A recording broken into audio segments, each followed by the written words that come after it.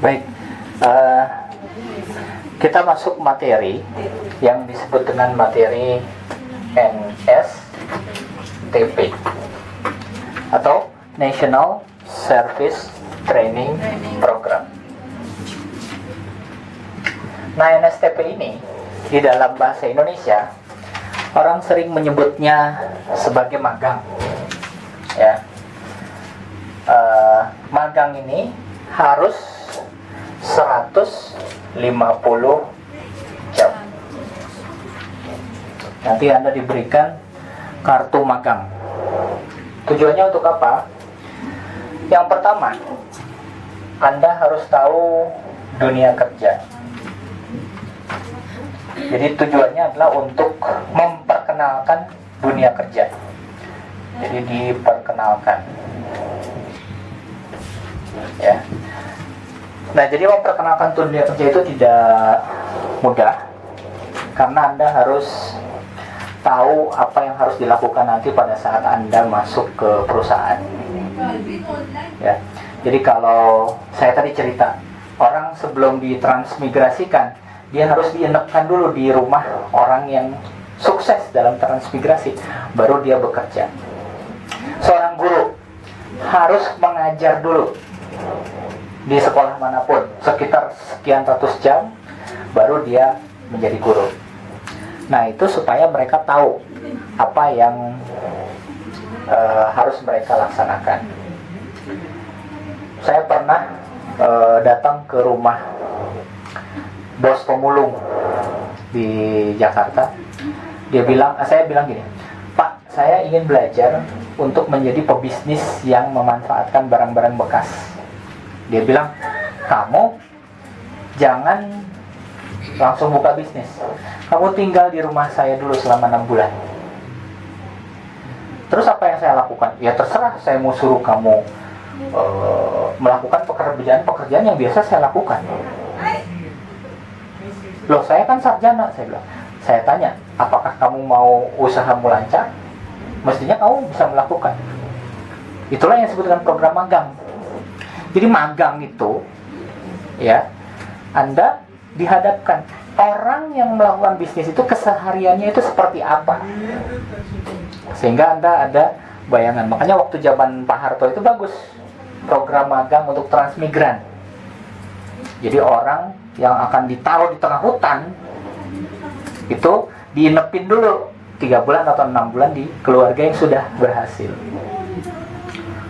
Nah, kalau misalkan orang hanya di training di kelas 3 bulan, dikasih teori bagaimana bercocok tanam, kemudian setelah 3 bulan tahu-tahu ditaruh di hutan, bingung dia apa yang harus saya lakukan.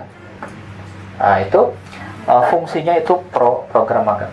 Suatu saat nanti Anda akan bertanya, Pak, saya kan calon sarjana, ngapain saya disuruh-suruh misalkan bersihin WC atau misalkan itu penting. Di dalam program magang ada yang disebut dengan karakter juga, pembangunan karakter. Anda tahu di Indonesia dokter itu ditaruh di hutan 6 bulan. Apakah dia suruh ngobatin orang? Enggak, karena toh belum jadi dokter, gitu kan. Apa yang dia lakukan? Ya macam-macam, mulai dari penyuluhan sampai pekerjaan-pekerjaan kecil, kerja bakti. Bayangkan mentalnya dijatuhkan dress ke bawah. Apa yang dibentuk? Karakter. Orang yang magang itu seperti apa? Orang yang magang itu ya berarti dia belajar untuk panut dan tunduk kepada atasan. Ini orang egois tidak, gitu kan? Jadi kalau suatu saat Anda magang, pekerjaan kamu hanya melipat kertas saja, lakukan saja. Pak, ini nggak ada hubungannya. Lah iya, daripada saya taruh kamu di hutan kayak anak kedokteran selama 6 bulan, ayo, lebih milih mana? Itu yang disebut dengan program karakter itu. Magang itu membangun karakter. Ya, Anda bayangkan kalau di Indonesia anak yang biasa hidup di kota, ya, tiba-tiba ditaruh di daerah terpencil. Karakter. Anda suka nonton film Jackie Chan nggak? Waktu dia berguru untuk belajar kungfu, Sebelum dia belajar kungfu, disuruh ngapain dulu? Disuruh ngangkut air. Kapan belajar kungfunya? Gitu kan? Disuruh ngangkut air. Wah, setelah itu baru diajarin ilmu yang sesungguhnya. Kenapa? Karakternya dulu dibangun. Coba Anda masuk pesantren. Apa iya langsung datang? Ya kalau pesantren zaman dulu ya, langsung datang disuruh dikasih kitab. Enggak. Disuruh mijatin kiainya dulu.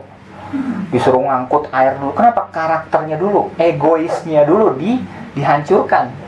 Bukan dihancurkan, ditata gitu. Ini orang belagu nggak gitu. Ya. Jadi kalau misalkan nanti suatu saat, ngapain Pak magang, kerjaannya nyeteplerin? Itu ini anak dikasih pekerjaan ini profesional tidak? Jangan dikira saya tidak menilai. Dikasih pekerjaan sekecil ini tidak profesional, nggak becus, apalagi pekerjaan yang besar. Ya, nah ini pembentukan karakter di magang sampai sekarang masih ada. Dulu saya magang 8 bulan di Pindad, Perindustrian Angkatan Darat.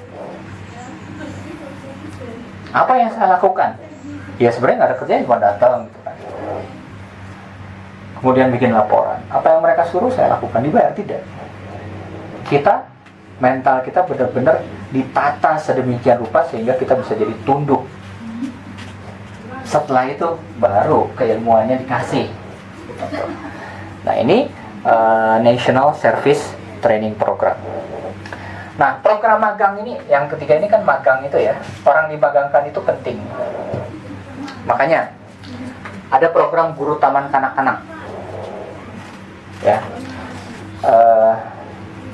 setelah orang itu dilatih untuk mengajar selama 2 tahun, apa iya bisa ngelatih anak kecil? Lo orang yang satu tahun aja kerjanya teori doang. Tuh. Ternyata model sekarang ini si guru itu harus belajar untuk mengajar selama sekian jam, baru dapat sertifikasi guru. Entah ngajar di mana. Gitu. Makanya di Indonesia itu ada program. Anda mungkin pernah dengar ada yang namanya manajemen trainee atau MT. Manajemen trainee ini sebenarnya adalah program yang diberikan oleh perusahaan-perusahaan. Kalau Anda masuk ke sini, biasanya Anda bisa jadi manajer gitu. Apa kerjaannya? Cuma belajar saja. Katakanlah 6 bulan belajar, ditaruh di produksi, ditaruh di marketing, ditaruh di purchasing gitu. Entar dari 10 orang melorot jadi 8 melorot jadi 6, terus ujung-ujungnya 1 orang. Nah itu manajemen trainee. Makanya nanti kalau ada lowongan, ada yang namanya manajemen trainee. Anda nggak ujung-ujung masuk ke perusahaan, Anda adalah fresh graduate. Fresh graduate itu adalah zero experience, belum ada pengalaman apa-apa. Maksudnya pengalaman bekerja di perusahaan. Jangan kamu pikir lulus kamu dapat gaji. Tak dulu, mana experience-mu? Saya punya sampai 1. Ya angka 1 saja belum, 1 tahun saja kan belum. Makanya di sini saya tugaskan Anda mengumpulkan sertifikat sebanyak-banyaknya, mengumpulkan kualifikasi sebanyak-banyaknya, apapun, gitu, supaya CV Anda itu penuh. Ini manajemen training. Nah, jadi pada saat Anda magang, tolong egonya diturunkan. Kenapa? Anda lakukan apa yang disuruh oleh pimpinan Anda di tempat Anda magang. Kenapa? Magang aja udah belagu, gimana ntar mau kerja? Gitu kan? Nah itu mentalnya harus ditundukkan dulu.